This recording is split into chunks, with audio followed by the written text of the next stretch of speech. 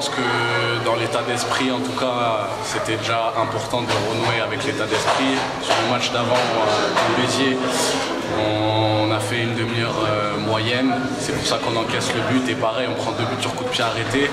Donc c'était déjà important dans l'état d'esprit, l'agressivité, retrouver des valeurs qu'on avait un peu perdues. Perdu sur le dernier match en tout cas.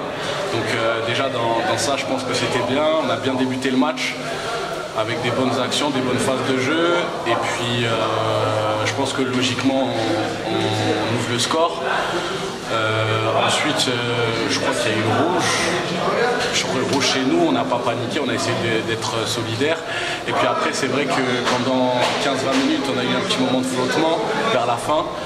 Et globalement, je pense que c'est mérité. La victoire est méritée, en tout cas dans l'état d'esprit, même dans le jeu, même si c'était pas parfait, il y a des trucs à redire. Je pense que, en tout cas, sur ce match-là, on a été supérieur, en tout cas dans l'agressivité, même sur certaines phases de jeu, on a été meilleur que les Herbiers. Bon, Béziers a gagné à Colmar, apparemment 3e victoire consécutive. Cette victoire, elle était impérative pour croire encore au maintien, hein, ça se resserre. Hein. Oui, voilà, elle était impérative. Après voilà, j'ai pas trop regardé ce que les autres avaient fait, mais nous, on essaye plus de se concentrer sur nous. On a un objectif qu'on s'est fixé avec l'équipe. Et puis maintenant, ça sert à rien de, je pense, trop regarder. On sait qu'on est dans le dur, vraiment dans le dur. Ça sert à rien de regarder au-dessus. C'est plus se concentrer sur nous, regarder match après match. On sait qu'il va falloir faire des résultats de toute façon. On va pas se cacher. Il va falloir gagner des matchs et plusieurs pour pouvoir finir premier non relégable. Et donc voilà, on prend match après match, ça sert à rien de trop regarder au-dessus, même si c'est sûr que ça fait pas trop de faux pas. Il y a des matchs au couteau, hein, Fréjus, Colmar, oui, voilà. Vous serez fixé à la fin du mois d'avril, on a envie de dire. Justement, ouais, il y a des confrontations directes. Il y a Sedan déjà qu'on joue prochainement, qui est dans le dur aussi comme nous, un peu mieux. Il y a Fréjus, il y a Colmar. Donc après ces 3 déplacements, c'est sûr qu'on y verra plus clair, c'est sûr. Mais comme j'ai dit précédemment, on se projette pas sur les matchs, on prend vraiment match après match. Là, on vient de gagner, on va savourer. Puis on prend le match de Sedan là. Voilà. Bon, vous connaissez la recette, être ultra réaliste. Je pense que vous avez eu 2 occasions et vous marquez 2 buts. On va pas compter le penalty comme une action. Ouais, c'est sûr que c'est ce qui nous manquait un petit peu depuis le début de saison, d'être réaliste dans les 2 zones de finition, défensive et offensive. Et aujourd'hui, c'est ce qu'on a fait. Je pense qu'on concède peu d'occasions, ils ont eu peu d'occasions. Hormis le penalty et peut-être 1 ou 2 en deuxième période.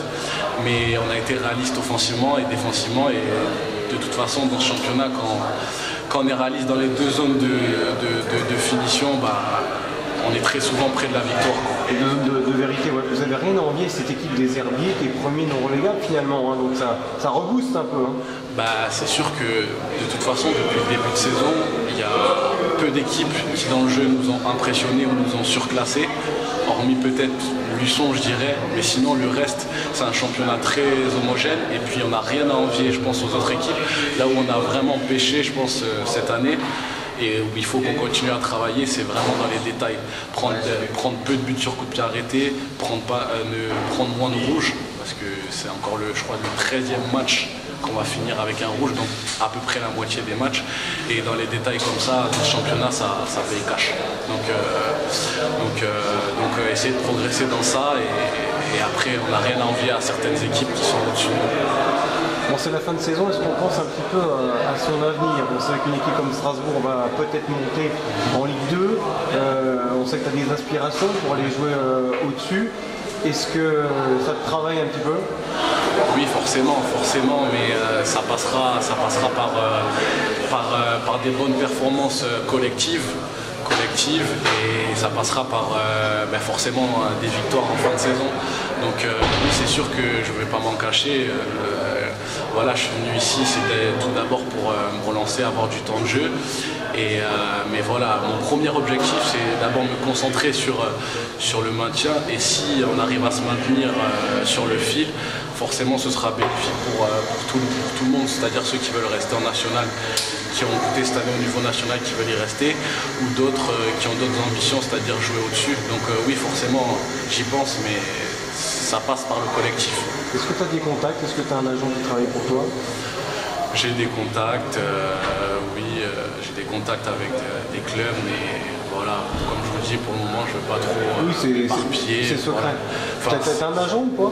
Oui, j'ai un agent qui s'occupe de ça, voilà. Donc c'est en Ligue 2 pour l'instant que ça pourrait bouger à l'issue de la saison. Oui, voilà, exactement, ça pourrait bouger, en tout cas je l'espère. J'espère bien parce que voilà, j'aimerais bien, c'est le tout joueur d'aspirer un jour au niveau professionnel. Comme Sébastien Chéré.